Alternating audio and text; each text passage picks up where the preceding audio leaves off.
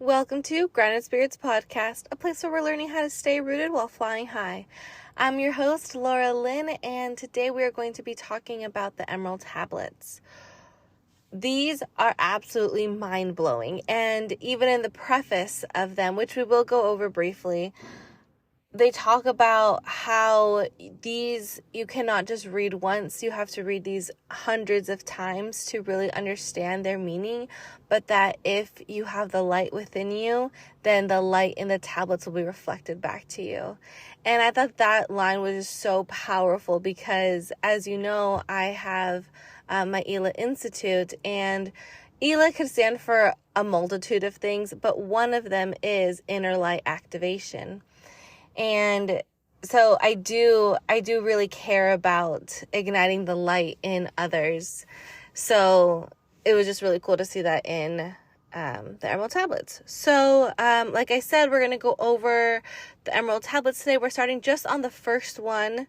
In future episodes, we may do more than one tablet because there are 15, and I don't want this series to go on for 15 weeks. So we probably will do more like that in the future. But for today, I really just wanted to give you like the background of Atlantis, of the tablets, and then go stanza by stanza. Some of them I will just read. Some of them I will go more in depth if I have commentary to add to it. So without further ado, let's get into it. All right, so tablet 1 is called The History of Thoth the Atlantean, and it reads, I, Thoth the Atlantean, master of mysteries, keeper of records, mighty king, magician, living from generation to generation, being about to pass into the halls of Amenti. And so I'm going to pause right there to talk a little bit about the background of it. So these words come from our translator, whose name is Doriel. And Doriel, apparently he was chosen or somehow got in contact with people who asked him to retrieve one of the Emerald Tablets that was in Mexico that was given to the Mayans at some point. And because he was the one to go retrieve this, he was able to then translate the rest of them to be able to share it with the public. The actual Emerald Tablets exist, and it says that they are indestructible. They are unchanging. They are imprinted with the Atlantean language. And just reading that completely blew my mind, because growing up, we always hear about Atlantis as being this mythical thing. And then I looked at the history of it, and the first time that it ever gets mentioned is by Plato in his books, Timaeus and I practice to say this and I still cannot. Because the T is supposed to be like a sh. So it's like Cretius. I think that's it. Cretius. So it's Critias, and then Timaeus is Timaeus. If I said those wrong, I'm sorry. But you can go look them up. These are first mentioned in Plato's books, which are entitled by those names. But since then, and then here's where we get into like the actual mystery of Atlantis and like the mystery of the psyche and the soul and everything, which is where my research lies. And what I've been learning through my research is that soul is just repeating story over and over and over again in a new light. And if you think about it, that's kind of like what happens in our lives. And that's why we can connect with others so seamlessly, because we're all going through the same thing, just in a different perspective. And so also with that, we wouldn't have such a clear idea of what Atlantis is if there weren't so many works that came after. So even if Plato was the first one to talk about it, Plato talked about Atlantis not in like the utopian, like extremely technological kind of society that we think about Atlantis today. He talked about it in like a cautionary tale, like, oh, the Atlanteans, they are so militaristic, like we don't want to be like them. even though the Atlanteans, if they existed 9,000 years before Plato. So when you think about that in and of itself, because when we think of ancient history, we think of Plato, but imagine the knowledge that Plato had about ancient history. Like, what if everybody knew about this stuff, then just no one wrote it down because it was just like that common of knowledge? It would be like if people, I feel like we document so much more now that I can't think of an example, because I'm like, people would find like memes or interesting. So what I'm thinking about is how after Plato, let's say we dismiss it as fiction, but then so many people after him either wrote books on Atlantis or studied the history of Atlantis or created like fictional works on Atlantis. And I believe that all fiction is just channeled, because imagination comes from the soul and soul comes from God. And if you don't believe in God, it could be like God consciousness, the infinite intelligence, as Florence Scovel Shinn puts it. Or you could just simply refer it to as the universe, just that there's energy around us is the point. And so how do I say this? So it's like if every single person who has ever written about Atlantis has like a little puzzle piece. And so what we're doing now is piecing together the story of Atlantis. And then in the 1930s, this document comes out where Thoth is claiming to be an Atlantean. That's the first line. I am Thoth, the Atlantean. And if we are to believe that they are on these tablets, and we tried looking it up, my friends and I, and she found that one is in a museum in Washington, D.C. And I was like, is it the Smithsonian? And she said no. But she couldn't figure out exactly, pinpoint where it was exactly. So, and then she also found that it said that some of them were in Germany or in other places around the world. So the point is that these exist. And so now this is like the English translation, obviously. But my question is that if Atlantis wasn't real, how could our translator know that language? You know, like we have Rosetta Stone to figure out like the Egyptian hieroglyphs, right? But what did we have for Atlantean language? Do we have any other pieces of evidence of this foreign language? And how do we know that it's from the Atlanteans, other than the fact that he says, I thought the Atlantean? You know, like if we were, I guess I'm trying to be like Descartes and like be skeptical of everything, but it's also like, why? Why should we be so skeptical of everything? Why can't we just take everything at face value? And then if we're wrong, okay, then we'll change it on the way, you know?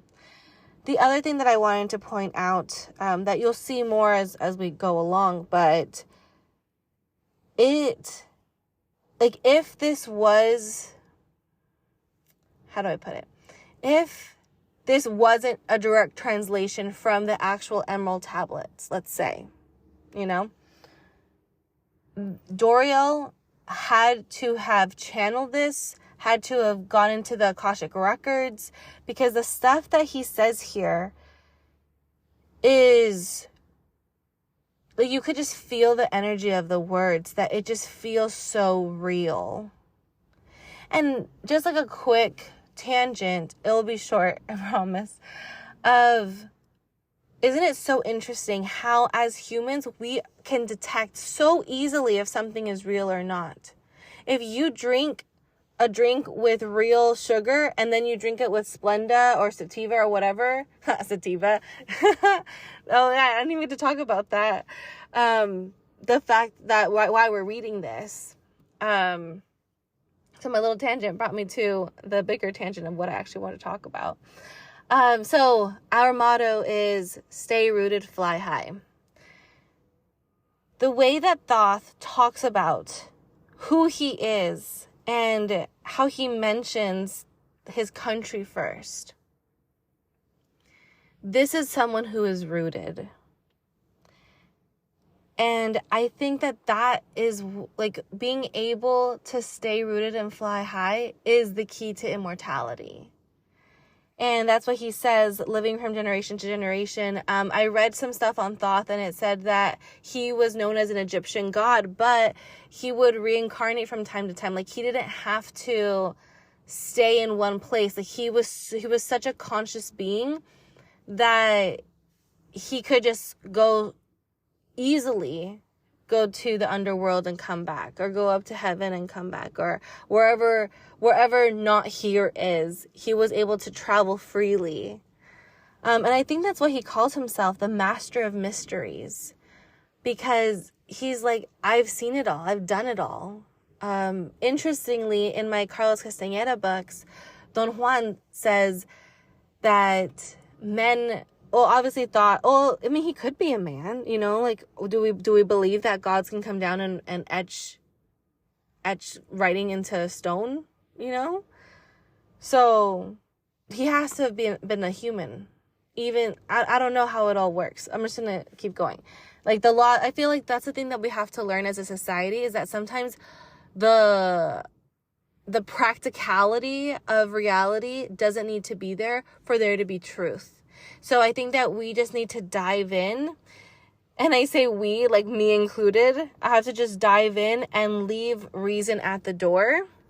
Leave logic at the door. And just take it for what it is. And stop imposing my view of the world onto it. I'm going to believe everything he says as if it is truth. As if I'm reading a well-documented history.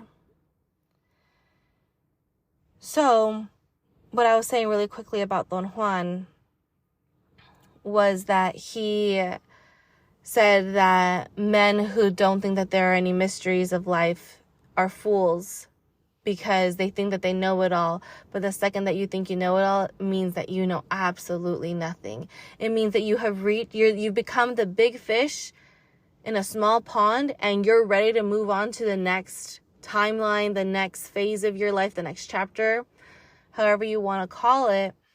You're ready. But for some reason, you're scared because you're afraid of starting back at ground zero. You're afraid of reinventing yourself. You're afraid of that change, of that transformation. But the thing is that in order to be free, we need to be constantly moving. I'm reading Gabrielle Suson. It's Suchon. She's a French philosopher who no one has heard about.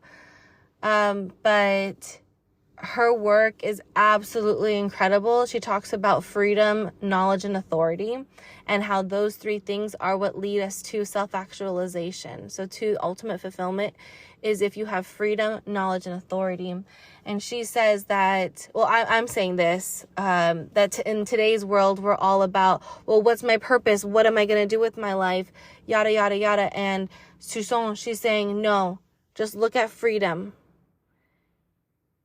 And with freedom, just keep chasing freedom, and you'll live a fulfilled life, because you have to constantly be changing, you have to constantly be upgrading in order to feel your most free. So at every given moment, you should be asking yourself, what can I do to make me to feel more free?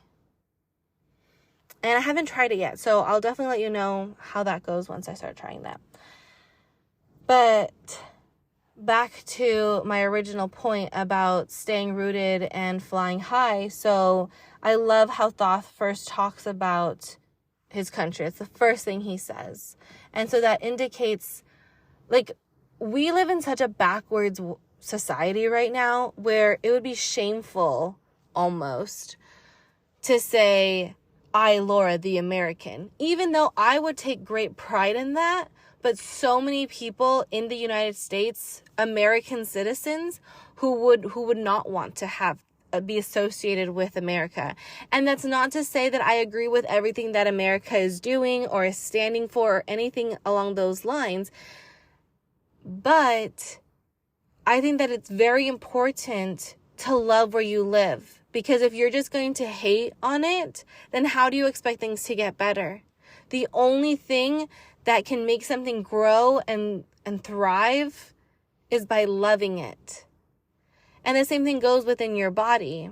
If you say, oh, I hate this part of my body, and so then all of those cells that are living in that part of your body, then they hate themselves, and then they hate their country, like their area, because they feel the hate coming from the outside.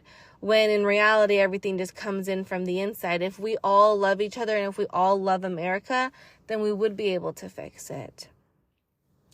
So I'm saying that this is an example of how Thoth is saying that you have to stay rooted. You have to know where you come from. You have to have pride in where you come from. And of course, there's always that line. You don't want to get too prideful, because then that goes into ego. But to stay rooted, to have something to hold on to that's yours and that no one can ever take it away. For me, that's knowledge. And I can't even say that I came up with that. My calculus teacher in high school, she came from Ireland, from Irish descent, and that's what her grandfather would always tell her, because this is like during like the famine and stuff like that. So everything was getting taken away from the Irish. And he said, but you can't take away knowledge or an education.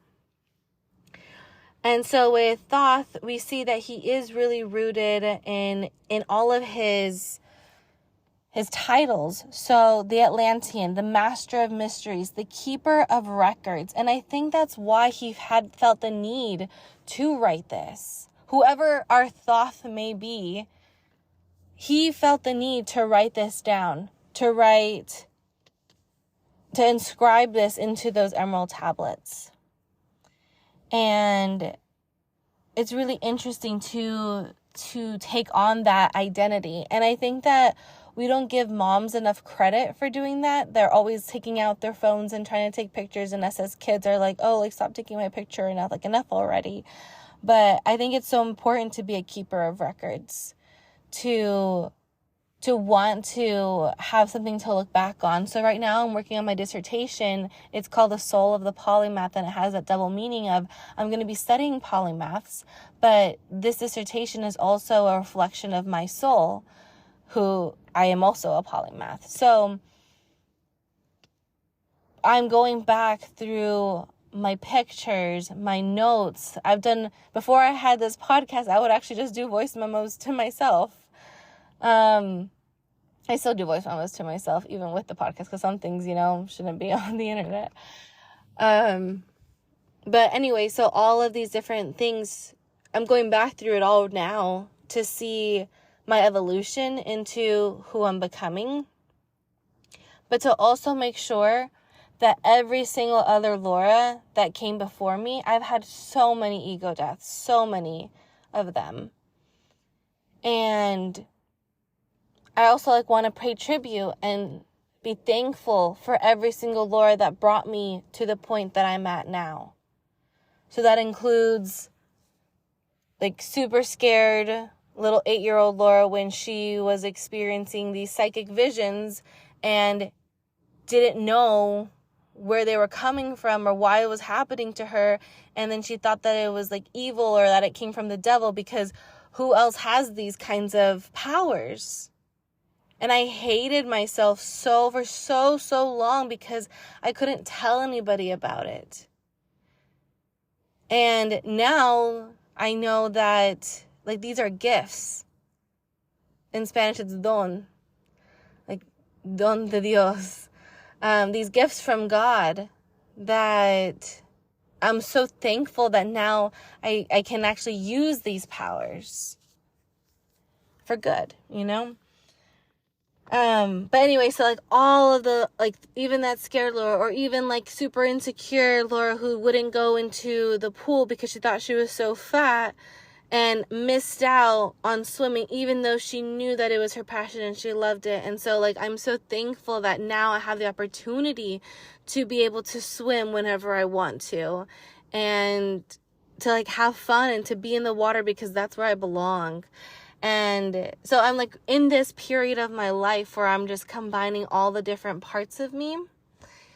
And in my mind, there's like, it's like as if I'm a teacher in my mind. And one of the students is like, pick me, pick me, pick me. And I keep ignoring her and she keeps just getting louder. So I'm going to tell you what she's saying. The thought that keeps annoying me is the book, Women Who Run with Wolves. I cannot remember her first name, but it's Piccola Estes.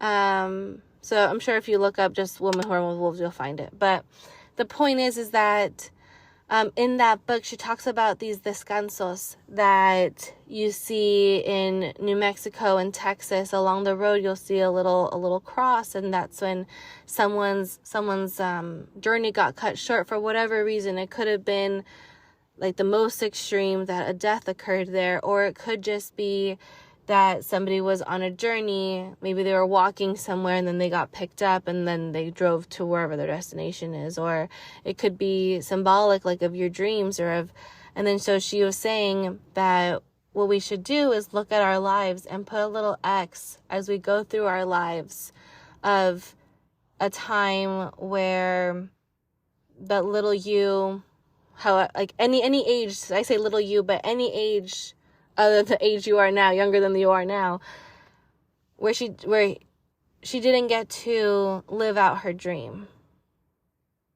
or she got stifled in some way, to put a little X there, a little cross, and honor her. And I say her because I'm talking about myself, but like obviously if you're a guy, you'd say he, right?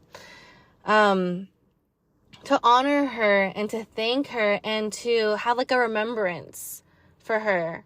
The word is in Spanish. I don't know much else other than that, but not that I don't know Spanish, but I don't know like where this descansos kind of thing came from. But I lost my train of thought. I don't know where I was going to go with that. But the point is that, I was going to say that it might have something to do with like Dia de los Muertos, how I feel like it might be like a Mexican tradition maybe, where like it's important to remember the past. So past relatives, or in this case, past selves. The next stanza starts off with, in the great city of Kor, on the island of Andal, in a time far past, I began this incarnation. So he was reincarnated 3 times, the last time him being Hermes of the Hermetics. So he's the one that started that whole branch of philosophy. And that apparently like he remembered that he was Thoth. And that's why he could access this ancient knowledge. And then he put it into like, in that time, like today's standards so that people could understand it. Back to the text. Not as the little men of the present age did, the mighty ones of Atlantis live and die, but rather from eon to eon did they renew their life in the halls of Amenti, where the river of life flows eternally onward. So yeah, that's what I was like thinking about with Amenti being this kind of river. Well, I was thinking of going back to source, but like the river could be going to source. And it's interesting that he uses the word river and like the eternal flowing river, because that also comes out in my book with Monterey, that she's constantly coming back into this river to try to understand how to surrender and how to allow the flow. Back to the text.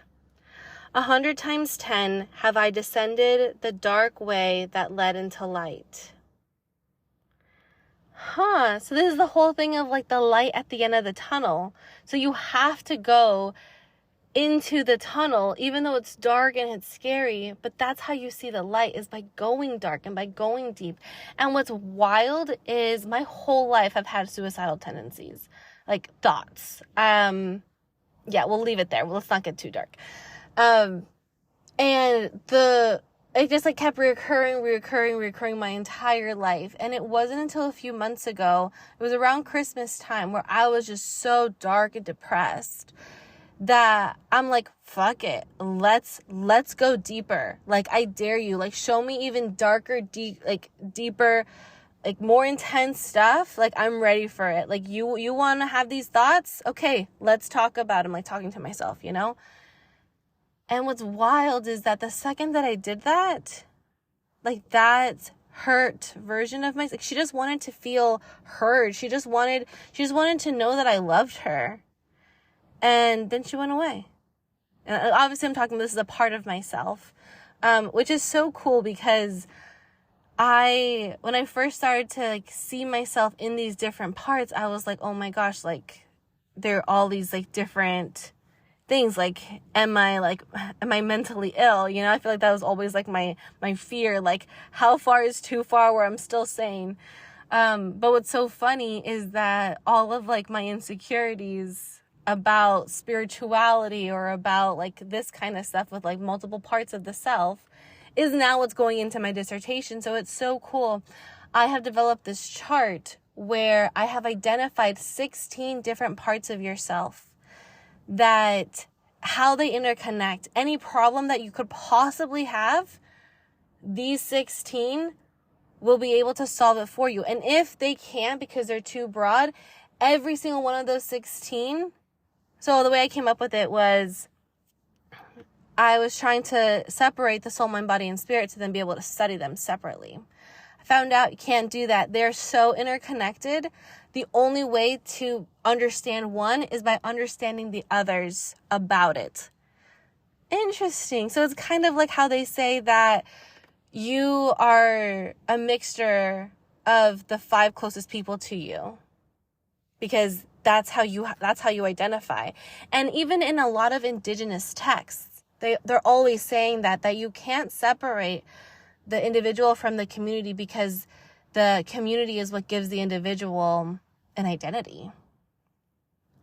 So looking back at soul, mind, body, and spirit, I realized that they can't be studied separately. So by combining them, so looking at the soul of the mind, and the mind of the soul, and the soul of the body, and the spirit of the mind, or whatever, you know, I came up with these 16 different ways of how these interact, and how to get from point A to point B, so that you can have the best body of your life, have the most money of your life, and honestly feel so fulfilled and so happy. And I'm going to do so much with that chart, so like stay tuned. But if you do want to know more about it, email me, groundedspirits@gmail.com. DM me on Instagram, just Grounded Spirits. We could talk about it. But by doing that now, when anybody ever says like a part of me wants to do this, I'm like, oh, what part? And then I go and look at my chart, and every single time without fail. And this is looking at people like from Plato to St. John of the Cross. He was a mystic priest in the 1500s, 1542 to be exact. And anything I've ever read about soul, mind, body, and spirit, my chart can like play. I don't know how else to explain it. It like explains everything. Okay, moving on. And as many times have I ascended from the darkness into the light, my strength and power renewed. This sounds so Plutonian. So Pluto is, what I ended up doing for myself, I did this whole like deep analysis of my chart to figure out what do I need to work on to get to X, Y, and Z. And so I did it by the elements. So what I came up with was that I needed to have more water in my life. Like I said earlier, I hadn't swam in so long, and I crave it. Like I belong in the water. I love swimming in the ocean. So Pluto is my most watery. I don't have any water in my chart except for Pluto. So I had to focus on Pluto. Where's Pluto? In my 9th house, What's the ninth house? Higher education, research. That's what I've been doing. And so it's so cool because it's like through my research, I then use that same chart of, I'm calling it the Ornellian inner map. My last name's Ornelas, that's why. The Ornellian inner map, it not only solves any of your problems, it's also a framework for you to understand yourself. And I'm using it for my social media. So it was so cool. Like for grounded spirits, I had like, turns out to be a grounded spirit, you need to have that responsibility, which for so long I was running away from because I didn't want anyone to have to depend on me. I didn't want to depend on anybody else. I just wanted to be independent so that I could be truly free. Turns out you can't be truly free unless you're in communion, unless you're around other people. Then so if you have responsibility, you're going to have power. But if you have power without responsibility, I read this in a text by Christoph Wolff. It was, I believe it was in the Confucian chapter. It was chapter 6 on how to be a good human through education. And they say that if a man has power but no responsibility or duty, that he becomes a robber, a thief. And then I also read, his name is Cugano, Cugano, I believe. And he was a slave. So he was kidnapped at 13, taken to Granada. Then his master took him to England, and then he freed him then after the master retired. And he talks about how evil it is for someone to have someone else as property, and that they are thieves and robbers because they have all of this power with no responsibility. He's like, my father, as an African chief, had, I don't know if that's a proper terminology. As an African chief, he had slaves, but he's like, but we took care of our slaves. We were kind to them. We treated them like, he still refers to them as animals, but he's like, but we treated them as they were one of our own, but like, as like they were a pet, basically, is the way he worded it. So it's just like interesting of like how to think about things. I'm going to stop it right there with that because I could go into this whole deep dive of freedom. So if you want to hear that, let me know. Like I said, email me at groundedspirits@gmail.com or groundedspirits on Instagram. But just to finish that thought up really quick. So yeah, that's what grounded spirits mean. So we'll stay rooted, fly high. You fly high when you have power. And whether that's personal power or power to change society or the world, that's how you fly high. But you need that responsibility piece so that you are sustainable, so that the fuel is renewable, so that you do have that deep love and you have those deep connections, because you have the ability to respond to others. You have that communion. But yeah, so back to the text. I ascended from the darkness into the light, my strength and power renewed. So he's saying that every single cycle that he goes down, he becomes a better version of himself. And so that's why I said it's very Plutonian, because that's what we're constantly doing as humans, you know? We're constantly evolving and transforming, and if you stay the same, that's not a good thing. And then a lot of people like to hold on to their high school friends, I've noticed, especially now that like in 20s and 30s we don't have as many friends because we don't go to the same school anymore, you know, to be able to find new friends. So you tend to hold on to high school friends, and it's not saying there's anything bad about that. it's good if you guys are growing together. Same as a relationship. Regardless if you get married or not, if you're not growing together, then you have to break up. There's no way around it. It doesn't matter what the circumstances are. You have to grow. That's your job as a human being, is to grow. And if you just focus on that, on just growing, then everything else around your life automatically gets taken care of. You don't have to worry about anything else as long as you just focus on growing and putting yourself in situations and giving yourself opportunities, finding opportunities for yourself that will allow you that growth. And I think that's what Thoth here is doing. He descends into the darkness, which is funny because that's how Monterey starts off, is when I go down a deep dark hole. And that actually led me to the light. So that's funny. That all happens in chapter 1. Where like the river thing, it's in chapter 10. Like it's called River Runaway. But yeah, so he's constantly doing that. He's done it 100 times 10 times. Now for a time I descend, and the men of Chem is in ancient Egypt, shall know me no more.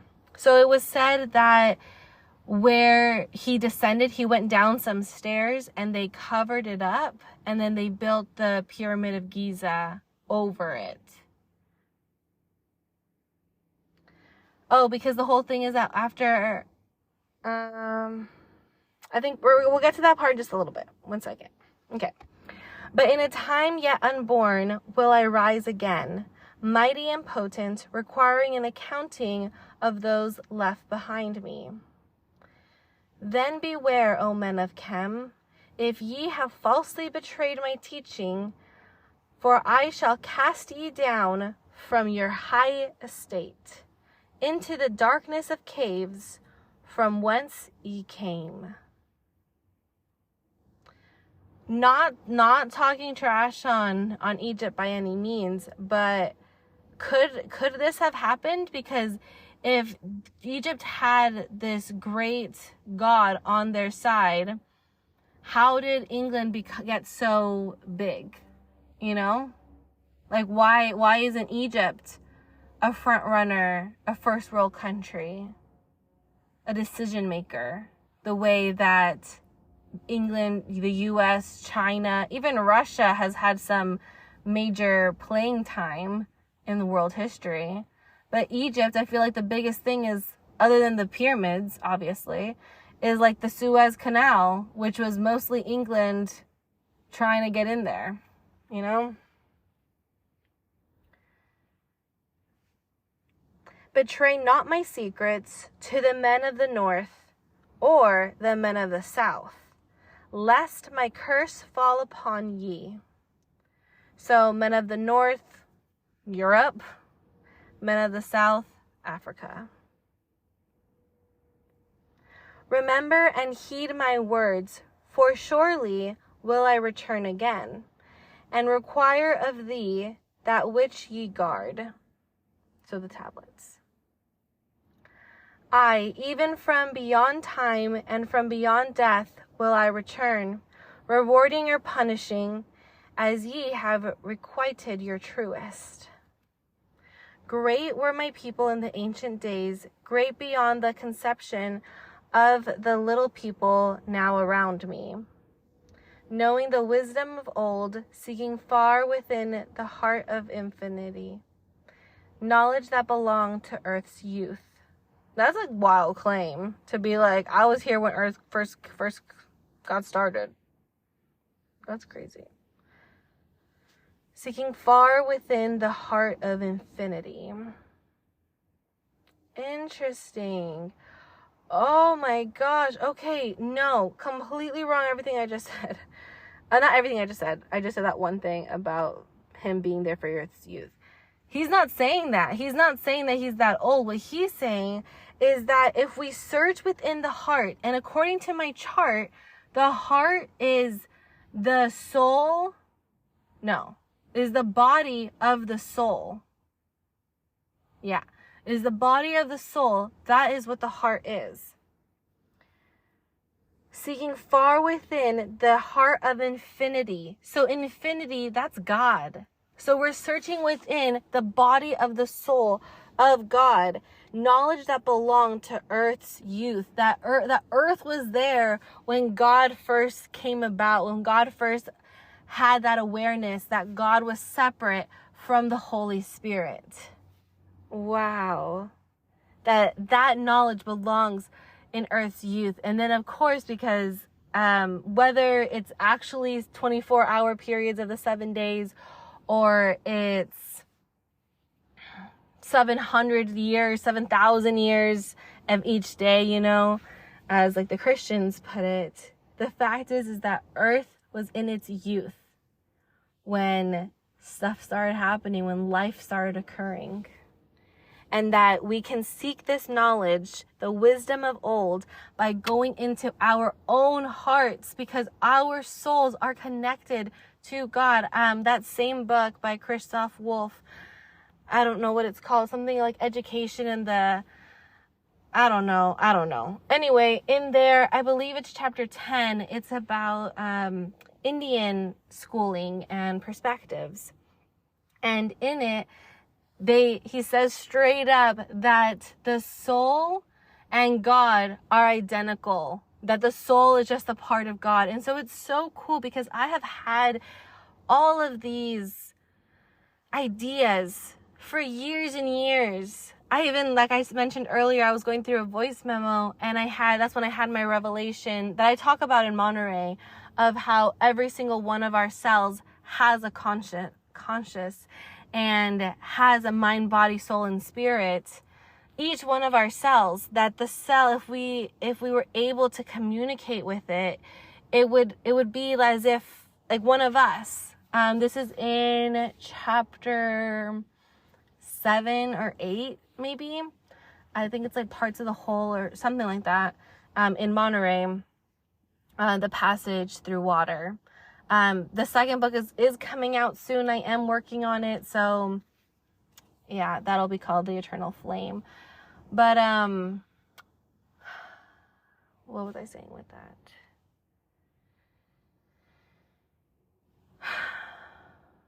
Oh, when I first came up with that revelation, I end the voice memo by saying, but I have no proof, so I could never tell anyone about this. And the crazy thing is that now I found philosophers like Anne Conway, who says that every soul has to have a mind, body, and spirit, and a body, in order to exist. We wouldn't be able to interact with something if it didn't have a soul and a body. It would be like a TV without the cable. The TV is the body, the cable is the spirit. The cable is infinite. You could put whatever show you want on this TV, on this one body.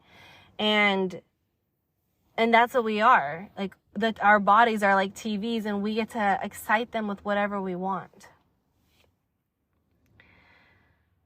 Okay, back to the text. Wise were we with the wisdom of the children of light who dwelt among us. Strong were we with the power drawn from the eternal fire. Oh my gosh. What? So, as I'm writing the eternal flame for Monterey, this is so cool. I've really been thinking about what does it mean to have an eternal flame, and like, where is this eternal flame? And when we talk about light, where, like, when you see someone's light in their eyes, where does this light come from? How do we do it? And looking at my chart, it would be like your self-expression, or your beliefs, your faith, your love, your will. And that is where this light comes from. But here, Thoth is saying that he was part of this group of children of light. Wise were we with the wisdom. Oh, okay, no. He wasn't one of the children of light, but he learned from them. He took wisdom from them, and that they helped him get stronger by being able to access this eternal flame. So maybe the way that he's putting it is that he was able to figure out how to allow the soul to have its flame without constantly getting bombarded with all of this trauma or any of these cages that keep the flame small. I mentioned Gabrielle Souchon earlier. Just again to recap her name, it's Suchon. And she wrote a treatise of like philosophy and morality. Something along those lines. The other one she wrote is about a celibate life. So I'm not talking about that one. I'm talking about this other one that she talks about, like, she has a little prayer at the beginning that says, like, God, please protect my light. Like, I've already been squashed. Like, people have already, like, extinguished my light. Like, please protect me as I'm putting out this 700-page book. And then I took a look at her chart, and sure enough, there at the bottom of her chart is Aries, which is also her north node, but it's where her Chiron is. So her deepest wound already being at the bottom of her chart, right? In family. And it was her mother who stomped her out, sent her to a convent. And then when she got old enough and smart enough by reading all the books, she's only self-taught. She found a way to get out of it and to be able to rescind her vows, because she says that I was not of age to know what I was vowing to. I'm not doing this anymore. And then her mom still came back and was like, she like fought her on it. Like, no, like she needs to stay in the convent. Like, what are you doing? You're like you're shaming the family, like blah, blah, blah. But the cool thing is that at the end of her mom's life, like they lived together. Because like I said, her other book is about a celibate life. So she never got married. She never had kids. But her mom and her did make amends. And at the end of their lives, they lived together for a while. So that's cool. But anyway, she really talks about this fire and needing it to be free, to have, I'm going to say this knowledge, but like, that's exactly what Thoth is saying here too. Like, wise were we that we use this to make us stronger. So this is like part of his thing of like, hey, like pay attention. Like, this is important kind of thing, you know? And he's like using this word punishing. But I think that that's what we're learning now, that we don't need to have all of these, like negative things. Like, you should just trust that you're giving the right people the right knowledge and trust that they will use it for good. But I think that it's hard for anyone to get to that point. And all of these greatest among the children of men was my father, thought me, keeper of the great temple, link between the children of light who dwelt within the temple and the races of men who inhabited the 10 islands. So that's cool. I didn't know that Atlantis was 10 islands, thought it was just the one. Mouthpiece after the 3 of the dweller of Anal, speaker to the kings with the voice that must be obeyed. So what I think this is like back in the day in ancient civilizations, they thought that their rulers were like actual gods, like they came from the divine. So I think that's like what's going on here, and that like his father like was able to like rise the ranks as children of men. He was able to rise the ranks to like be on par to then be the link between the children of the light. Grew I there from a child into manhood, being taught by my father the elder mysteries, until in time there grew within the fire of wisdom, until it burst into a consuming flame. So this part's really cool, because a consuming flame, I just think of Sagittarius. And it could be like you just have this like intense, Estes in that book about the women and wolves, she talks about it like this like wild self, this like instinctual self that you've been just caged for so long that you just have to get out. And that's kind of what I think about a consuming flame. But it could also be of like a burning kind of flame, of wanting to rise out of the ashes like a phoenix. But the cool thing is that he's saying that the only way to gain that fire inside, to activate that inner light, is through wisdom, through education. So here he says his father is the one that taught him the elder mysteries. Not desired I, but the attainment of wisdom. So not that he just wanted to learn. He just wanted the wisdom. Not desired I don't know what he didn't desire. At first I read it as himself, like he didn't care to learn about himself, but he cared to learn about the wisdom. But I'm not sure. Or maybe he's like, I would have preferred not to get burnt, but like have like an ego death kind of thing. I don't know. Until on a great day, the command came from the dweller of the temple that I be brought before him. Few there were among the children of men who had looked upon that mighty face and lived.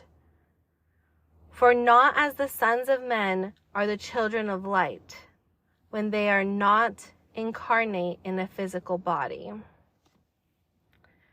So I'm just trying to figure out what this last part means.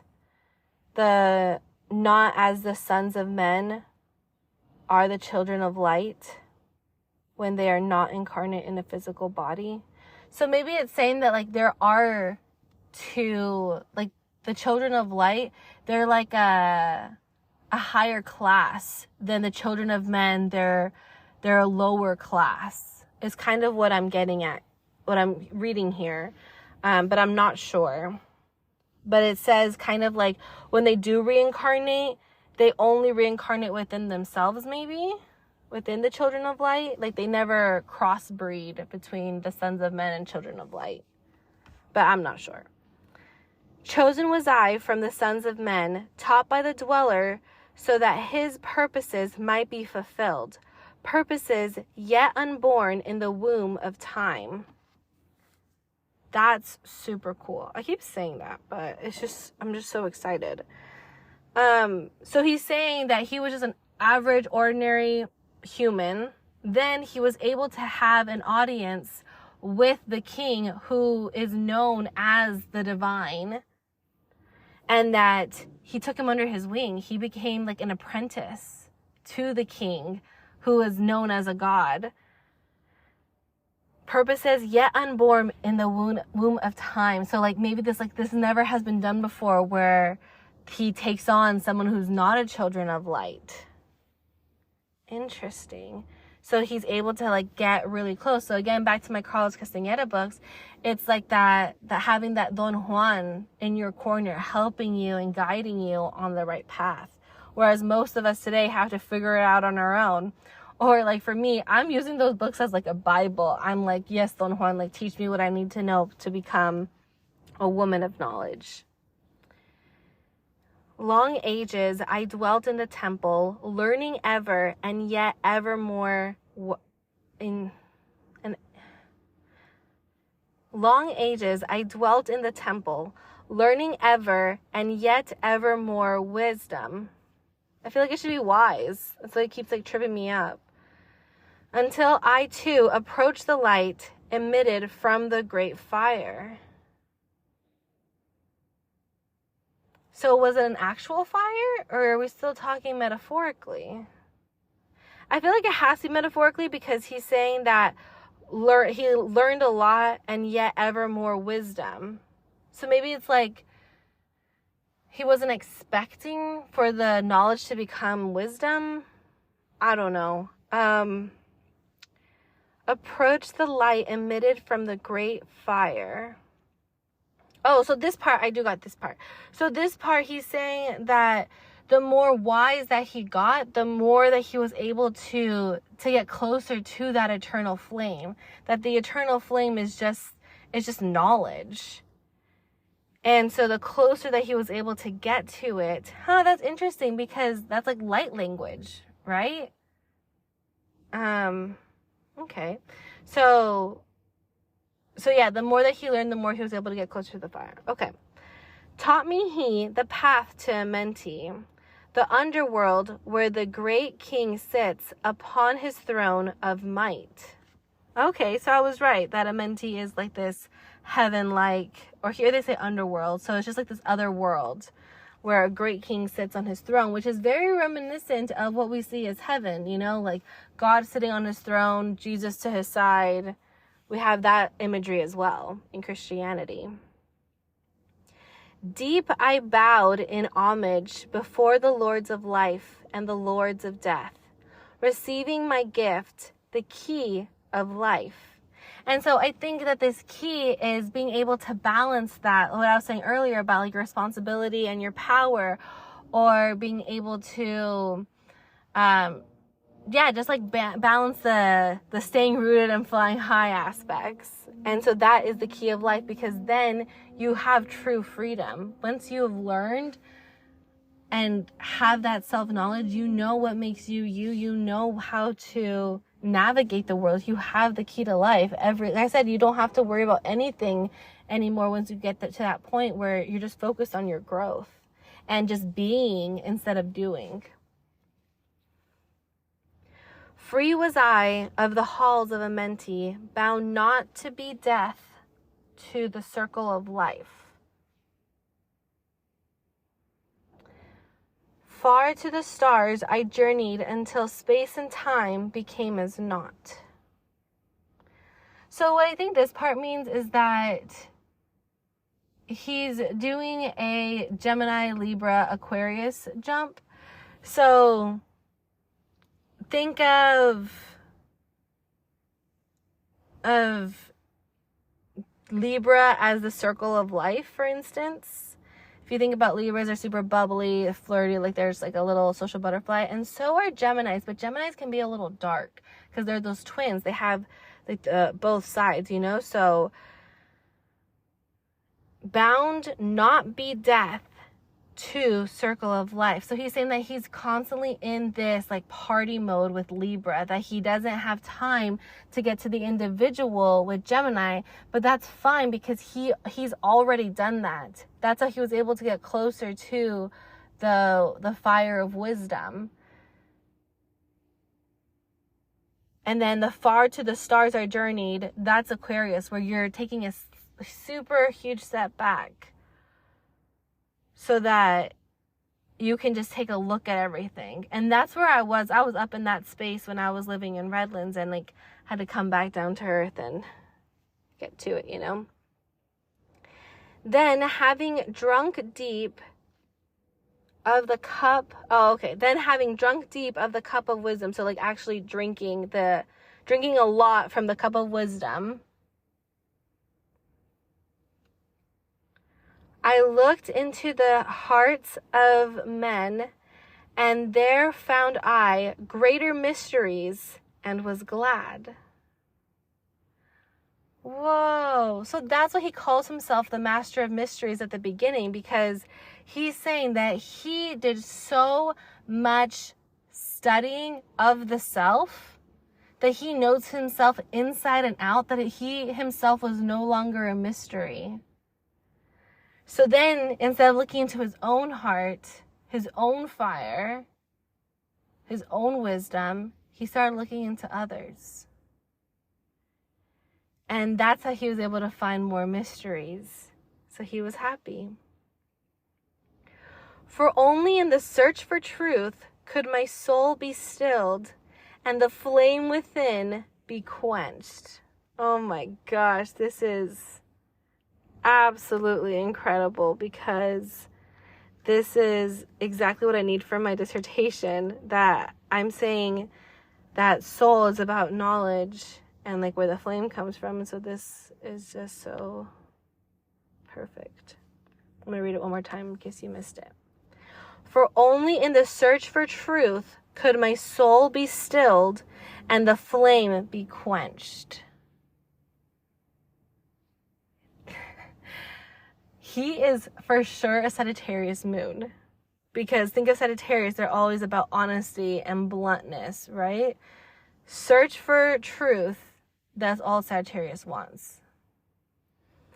Could my soul be stilled? I remember before we said that the flame was like a consuming flame. I was right. It was a Sagittarius, because look here, that the only thing that's going to quench the flame is the search for truth. And where is this? In the soul. That's so cool. Down through the ages I lived, seeing those around me taste the cup of death and return again in the light of life. So I think that he started like spreading the word. And so I think that this death that they're talking about is like an ego death. That once they were able to taste, once they were able to gain some knowledge, when they were able to step out of that ignorance, like Suson talks about, she says that one can never be free if they don't have the knowledge to, like, you don't know what you don't know, basically. So if you remain ignorant, what else are you going to think about other than vanity and greed? Because you're missing this thing in your life. So once they were getting an education, so tasting the cup of knowledge or of wisdom, they would die. It's an ego death. And then return again in the light of life. So they become renewed. Gradually, from the kingdoms of Atlantis, passed waves of consciousness that had been one with me. Waves of consciousness. That's so cool. So he's saying that that's why he's so proud of Atlantis. That's the first thing that he says. I Thoth an Atlantean. Because he's saying that throughout the kingdoms of Atlantis, there were waves of consciousness that were him, that he flowed with, that he was along for the ride because they were him. Yeah. Wow. Could you imagine that feeling of feeling like you were one with America? That the waves of consciousness going on in America, that you flowed with them, that you weren't an outsider. Because I think that we all feel like we're outsiders. In Essex's book about the women who run with wolves, every time I say the title, I just like the thought escapes my mind. But I just remembered it. She says that a lot of time wolf women, they were just so excited to come down to earth that they jumped too fast. They jumped too early. They got impatient because they were just so excited to be humans again, and that they ended up in the wrong family. And so for one reason or another, they always thought that they were the outcast. But that by being an outcast, that's how they're able to learn how the world works and how to change it. Because if you are in the river, how can you tell where you're going?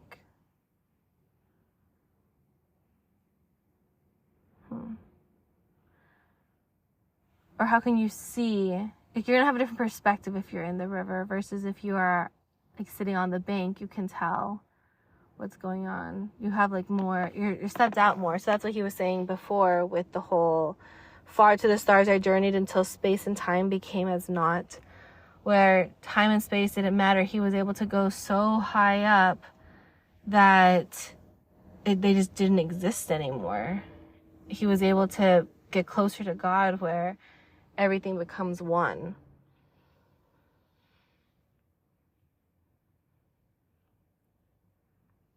Gradually, from the kingdoms of Atlantis passed waves of consciousness that had been one with me, only to be replaced by spawn of a lower star. So somebody took them over or something. Interesting. In obedience to the law, the word of the master grew into flower. So I thought this was really cool because we just finished our book on plant magic, right? And in it, remember, we kept seeing like the lotus flower that kept coming up everywhere, that it's like, wow, like how is this lotus flower so white and so pure and so beautiful if it comes from these muddy waters? So that's like kind of how I saw this here, that only to be replaced by the spawn of a lower star. So like we had to get, whoa. So there has been some research to indicate that the Garden of Eden was on Atlantis. And this would actually make sense, because with the Garden of Eden, Eve, the only reason why she ate the apple was because she wanted to feel. As a woman, we desire emotion. And it's so crazy saying that now, because I was always so disconnected from my emotions, because I always feel things too much. I have my Pluto and my Leo do this thing. I came up on my patterns yesterday where I feel everything too much, that I get overwhelmed and overstimulated, that then I just act out. And I kind of see that with this, that when we start getting into our lower, like chakras, for instance, so you have your root, your sacral, and your solar plexus. This is like the feeling, like the sacral is like the sexual stuff, you know, emotions with the heart, that's right in the middle. So it could be part of it, it could not. But I think that that's what Eve was doing. She's like, hey, we need to feel. Like, there's no point in having all of this beauty if we can't feel anything. What's the point of having these meat suits on if we can't feel? And God only said, hey, don't eat this, because he was trying to protect her. Because if you could feel good, you're going to feel the bad. And so God was just trying to protect her. But I feel like God also wanted her to have that free will and to be able to choose. And the thing is that, and no one ever talks about this, but Adam never opposed. Like, I feel like how women have been oppressed for all these years, blah, blah, blah. If they said, hey, do this, even though God told you not to, like Adam picked her over God. Isn't that wild? Like, he trusted her so much to go against God. That's wild. But anyway, because I think that deep down he knew that it was a good thing. Because what a treasure it is to be able to feel. Like, have you felt your heart glow? It's the most magical feeling in the entire world. But somebody who is this advanced intellectually wouldn't want to feel. That would be beneath them. Even in my chart, the last box under the soul category is love, is heart. Knowledge is above it, will is above it, belief, faith, all that's above it. And the order of it comes from the way that it's ordered inside of our bodies. So the soul is the innermost part of the self. Then you have the mind, which bridges. Well, the mind is like encapsulated by this soul spirit. Like, where does it end kind of thing? And then you have the body, like our physical body on the outside. And then our soul can come out of us. So like like right now, when I'm speaking, my soul is coming out through the vibrations of my vocal cords. That's my spirit coming out, so that it goes into your ears so you can hear it. So they could be considered lower stars. Somebody who's like up here intellectually, they don't want to feel. And that's how I was. I was so detached from my emotions for so long. Until recently. Okay. Downward into the darkness turned the thoughts of the Atlanteans, until at last in this wrath arose from his Agwanti, the dweller, And then in parentheses it says, this word has no English equivalent. It means a state of detachment. So I think that the reason, for me personally, I didn't want emotions because I get too attached. And then when people leave, then I feel lonely. I feel alone. I feel isolated. I feel unlovable. I feel all these different things. So then in my logical brain, I was like, okay, then I just won't love. So then I can't get hurt. And that's exactly what Susan did too. That's why she did the whole celibate life, because she was like, my flame has already been extinguished once, and I've heard horrible things about marriage, so why would I even be a part of that? But what she's not realizing is she missed out on so many memories and just love. Like, I don't think that we take for granted how much love does for us. It's a fuel.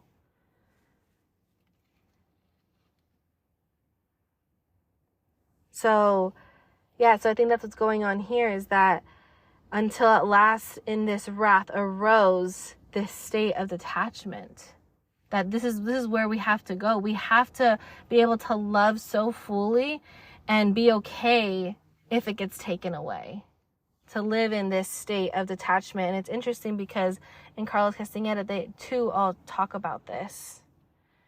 About needing to be detached. And Don Juan tells him, and then Carlos is like, how could I possibly do that? Like, I have so many things that I am attached to. And he's like, Don Juan says, well, when death comes, you can't hold on to any of it.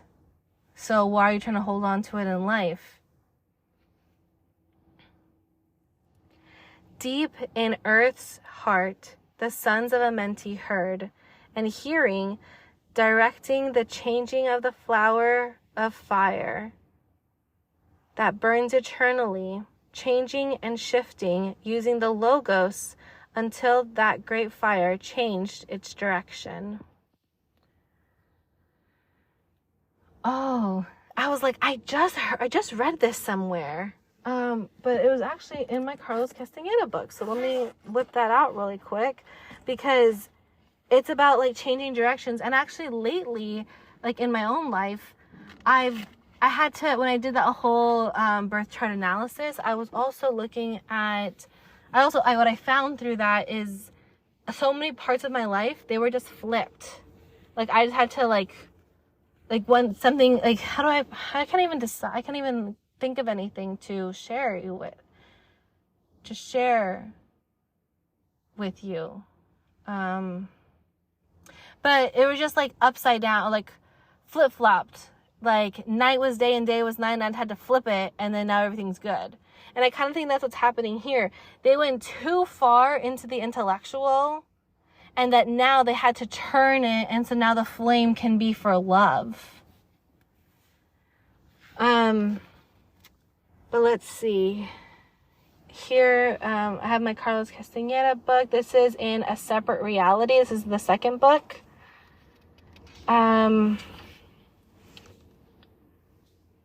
Let's see. No. I can't find it. I honestly thought it was just gonna like pop out at me and I'd be able to find it, but it's not here. But if you haven't read this book, 100% recommend. Like I said, this is like my Bible here. Like I read this 20 times a day. Not really. But this is my second time reading this book. But there is something, he says something along the lines of like your reason is a chain, and you need to change, like you need to be able to accept this other side, and you need to like change paths or something. I don't know. But yeah, it's at the end of that book. So I just finished it today, right before doing this show. Okay. So yeah, changing. So using logos. So logos is like the reason, the the reason that God has bestowed on us. So it's part of God's soul, but it's like the reason part of God's soul. And so in my chart, I believe that it's the soul of the mind. Yeah. Okay. Until that great fire changes direction. Over the world, then broke the great waters. Oh my gosh, this is so cool. Okay.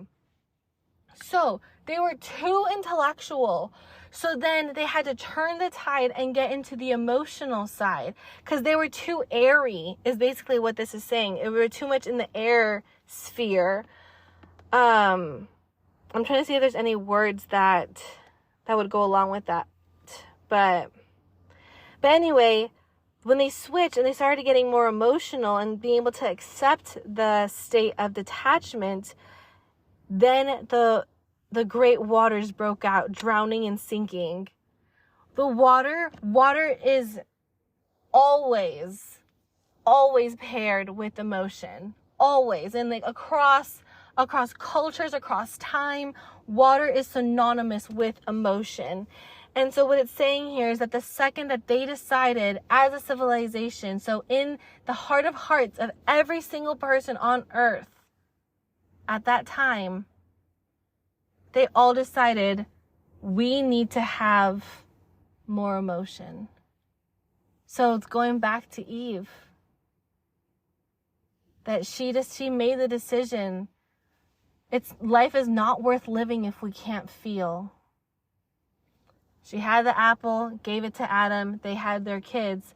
Then, a few centuries later, we have Noah. So when the great waters broke out, changing Earth's balance until only the temple of light was left, standing on the great mountain of Undal, still rising out of the water, some there were who were living. Some there were who were living, saved from the rush of the fountains. I'm getting to the part where they say about a boat. I'm just going to keep reading and then we'll talk about it. Okay. Call to me then the master saying, gather ye together my people, take them by the arts ye have learned of far across the waters, until ye reach the land of the hairy barbarians, dwelling in caves of the desert. Follow there the plan that yet know of. Gathered I then my people, and entered the great ship of the master. Upward we rose into the morning. Dark beneath us lay the temple. Suddenly over it rose the waters, vanished from earth, until the time appointed was the great temple. So, the same thing that God told Noah, we're seeing that God told Thoth. That is wild. So when I first read this, I just did like a quick glance through. Like what I do is I have the computer read it to me, so I do it pretty fast so I can just like get the gist. And so when I read this part, I was like, this sounds like Noah, you know? So what I did is I looked it up, and sure enough, like I was not expecting to find this. I'm finding the passage.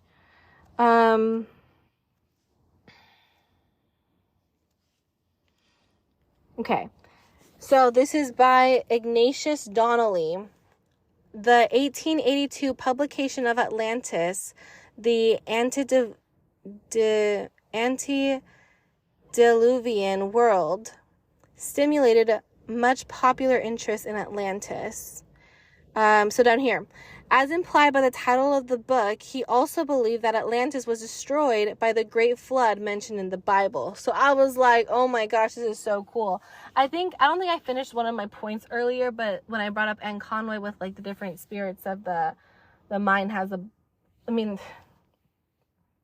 everything has to have a spirit and a body, is what she said. And now I forgot what I was going to say about that. But anyway, so with the ship here, this is the part that before I was like, oh, I won't tell you now, I'll tell you then. It was this, that Donnelly wrote this thing that then equated with it. So that's pretty cool. So basically it seems like Atlantis got too smart for its own good. So then God had to destroy it and like start over again. And so then now that's why like Eve had to eat the fruit so that we could have emotion. And that's why it's so funny, because in the Bible they're like, oh, and like her punishment was that she could feel childbirth and it hurt.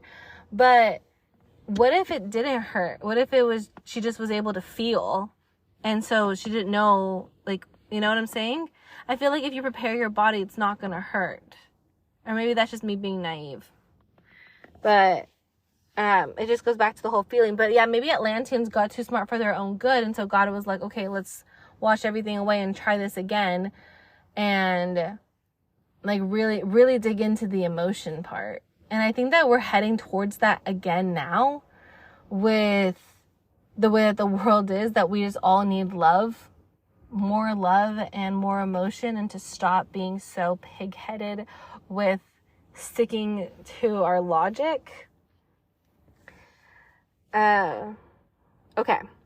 Fast we fled toward the sun of the morning, until beneath us lay the land of the children of Chem. Raging, they came with cudgels and spears, lifted in anger, seeking to slay and utterly destroy the sons of Atlantis. So I think he's saying like how he found Egypt, like how he fled to Egypt. But that no one wanted these refugees. I raised my staff and directed a ray of vibration, striking them still in their tracks as fragments of stone of the mountain. So this is what I was saying, that they really had a good understanding of frequency and like how to stop it. So in Carlos Castañeda's books, Don Juan would refer to this as the will. That here Thoth is actually using like an apparatus or like a machine or something. Or maybe he's not. Maybe it's just like a normal staff and he's able to like send his vibrations through it and it like makes it stronger or something. But for Don Juan, he's saying that in the solar plexus, the will shoots out and can do this very thing. So throughout the books, Don Juan used his will to pet a mountain lion to calm her down so that he could run away, so that she wouldn't eat him. He actually has stopped people. Like he made Carlos feel like really ill so that he would leave him alone, like when they first met. He also stopped his car. So he was like, try turning it on, and it wouldn't turn on.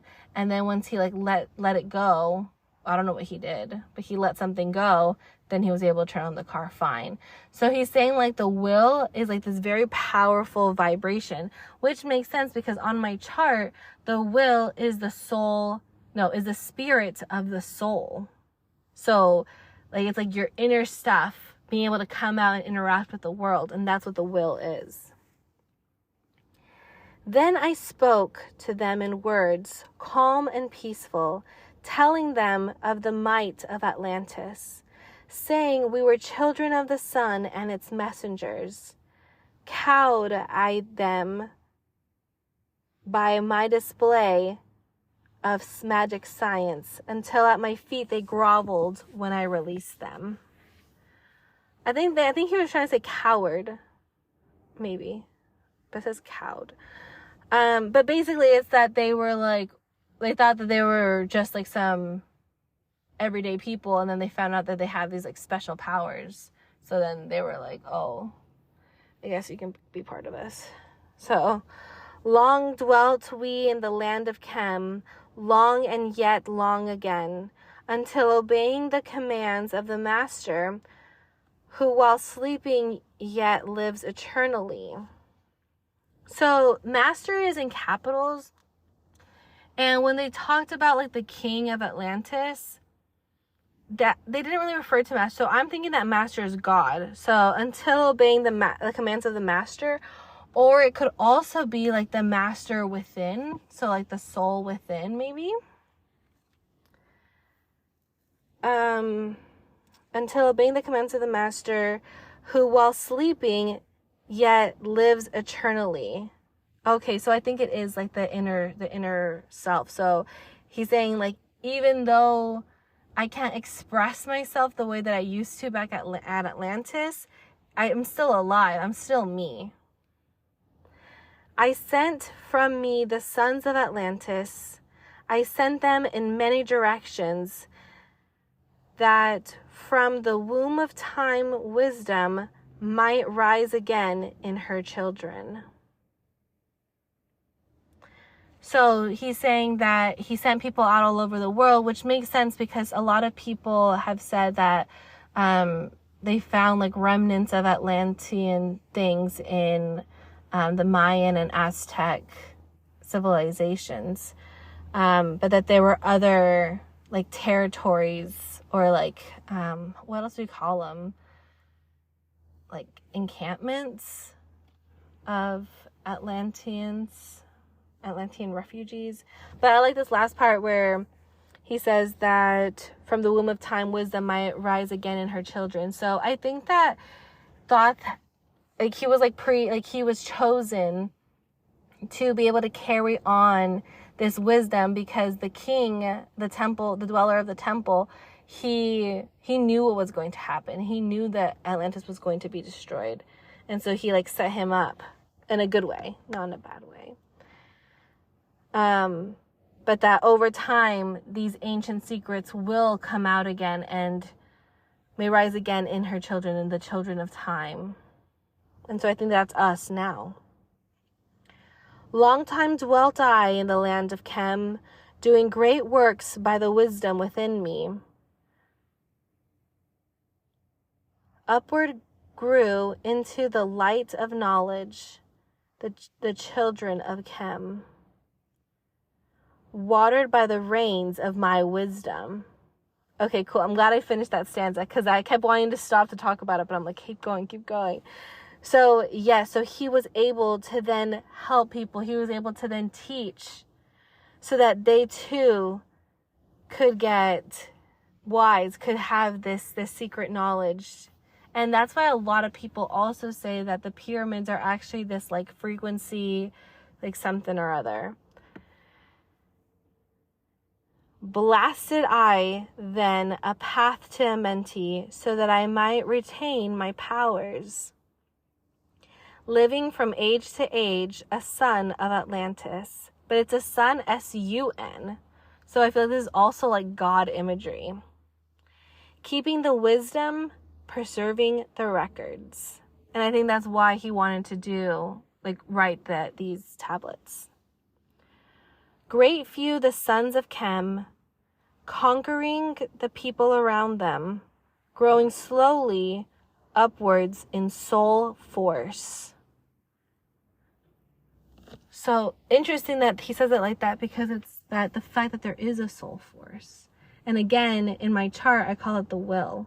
So it's this force that comes from the soul, and it's super powerful. The way Don Juan describes it is that the will help a man win when he is feeling defeated and feels like there's no chance. The will take over if it is strong and if you allow it to. Now for a time I must go among them into the dark halls of Amenti, deep in the halls of the earth, before the lords of the powers, face to face once again with the dweller. Okay, so deep in the halls of earth. So this makes me think of, there's a conspiracy theory out there that there is like people that live underground, or that there's like this inner earth civilization or society or whatever. But then once again with the dwellers, that's what I'm saying. I think the dweller knew this was going to happen. So he sought refuge and then left Thoth to be able to disperse the wisdom from Atlantis to the rest of the world. And that's why he had to send the rest of the refugees out to have settlements. That's the word I was looking for. Raised I high over the entrance, a doorway, a gateway leading down to Amenti. So he did it magically, like with his energy. He was able to construct that I was telling you earlier about the stairs that he walked down, and that's the place where they built the Pyramid of Giza. Few there would be with courage to dare it. Few past the portal to dark Amenti. Raised over the passage I, a mighty pyramid. Ah! What? So the Pyramid of Giza raised over the passage. I raised over the passage a mighty pyramid. So he literally just did it out of like thin air. He was like how in the movies, he just like, I hear it like putting his staff down, and then bam, this pyramid comes out of nowhere. That's fucking wild. Like I said, we're jumping in. We're taking everything that he's saying at face value, whether that's real or not. But we're going to do this. We're not going to try to impose any of our thoughts, any of our beliefs on it. And we're just saying, reading and believing exactly what is said. Later we can critique it. But I think this is an interesting exercise to do every once in a while. Okay. Raised over the passage I, a great pyramid, using the power that overcomes earth force, which is gravity, deep and yet deeper place I, a force, house, or chamber. Sorry I paused there because I'm thinking, so if a soul force is will, and an earth force is gravity, because that's the other cool thing about my chart is that it works for all levels. So it works at the individual with humans. It works at like a company level. It works for a country, for the whole world as different societies or whatever. So I'm thinking if gravity is what keeps us grounded here on earth, then perhaps it's the will that keeps us grounded. So if we have the knowledge of our soul, then our will, and we trust our soul and our will, then it will be able to shoot out and be able to enact real change in the world. While keeping us rooted. So it's the whole stay rooted, fly high. That's through the will, which is similar to gravity, the way that gravity works. Last thing about the will really quick, St. John of the Cross that I talked about earlier. It was so wild the way he was referenced in Shuson's work. And so I looked him up because I had my quinceañera there at a church called St. John of the Cross. And so I'm like, oh, let me see what he's into. And then, like I said earlier, he was a mystic. And he has this whole book about the soul and the spirit and its relationship. And then he says that the will is where all the darkness is. But that if you took out that darkness, then we would be left weak and feeble because we need that darkness to give us direction. Back to the reading. Deep and yet deeper place I, a force house or chamber. From it carved I a circular passage, reaching almost to the great summit. So I think this is still him like talking about how he's trying to like go underground to Amenti. There in the apex I set I the crystal, sending the ray into the time space. So that's what they said about the pyramids, that it would like shoot out energy from the tip tops. So this would make sense. And it's cool that it's a crystal, you know. Set I the crystal, sending the ray into the time space, drawing the force from out of the ether, concentrating upon the gateway to Amenti. So it takes a lot of energy to be able to open this portal between worlds. Other chambers I built and left vacant to all seeming, yet hidden within them the keys to Amenti. He who in courage would dare the dark realms, let him be purified first by long fasting.